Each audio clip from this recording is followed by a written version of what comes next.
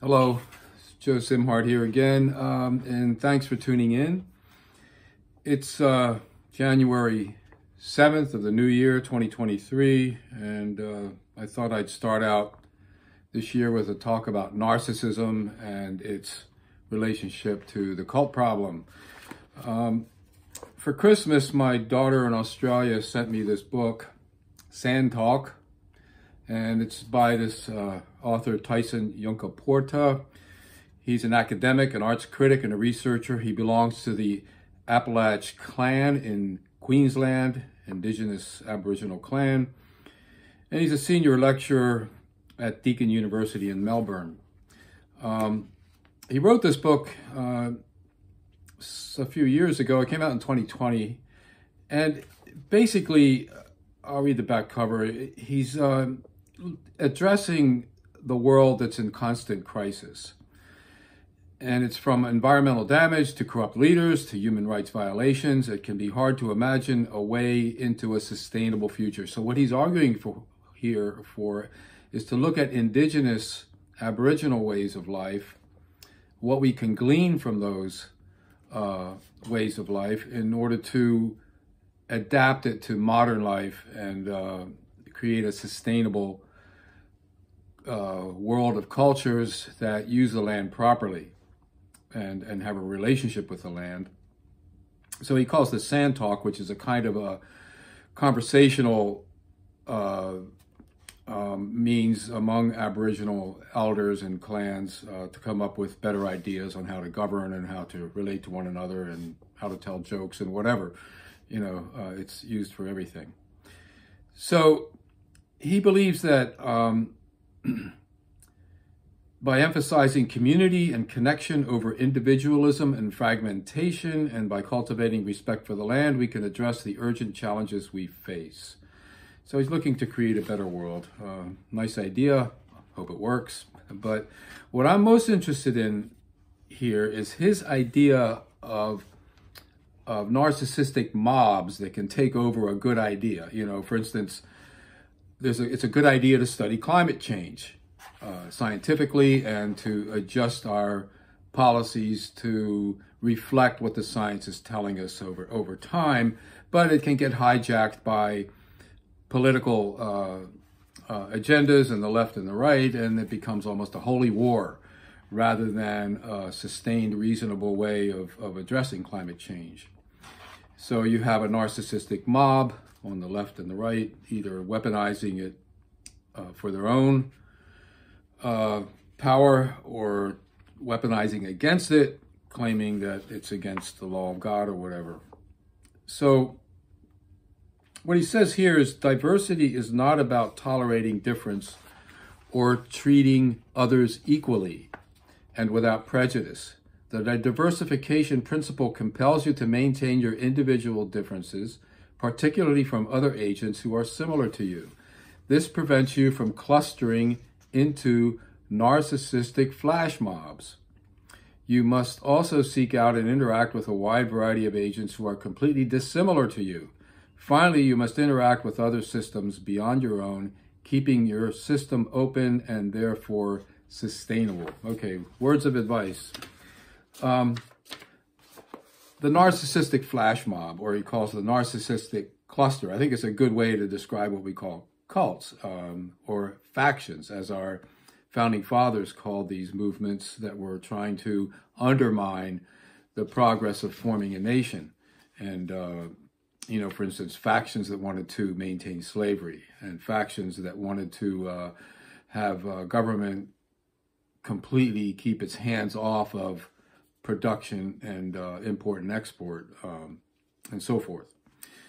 But this idea of narcissism and how it applies here, I mean, let's go back to the original idea of Narcissus, the Greek god, who was a beautiful young lad and fell in love with his own image, staring into a mirror-like lake. And the gods cursed him for that, and he became a flower, which we call the Narcissus. There was also Echo, the young woman, goddess, who fell in love with the image, the beauty of Narcissus, and forever wants to echo that image, much like someone might do in a transference relationship with with a hero figure. So you can end up with this narcissistic echo of hero-hungry people or image-hungry people falling into this trap of the narcissistic mob, which Tyson here talks about. And again, the word mob is good. It's used in Australia more so than here, but the idea of mob is that it's somewhat irrational, it's devotional, it gets excited, it can turn into a riot. It's easily led and misled by hero figures, waving flags and platitudes about the Bible and family and all that stuff. So you get the idea what I'm getting to here. But my inspiration from this book, however, is more about how to apply the principles that he mentions here to avoid the narcissistic cluster that happens all the time in many ways, and can become, in the end, like Jim Jones and the People's Temple and so many other groups like Nixium and Keith Raniere, into what we call a cluster, and I won't say the word, the F-bomb. We often use this word. And so we would call this an NCF, a narcissistic cluster F-bomb, right? When it gets really, really bad.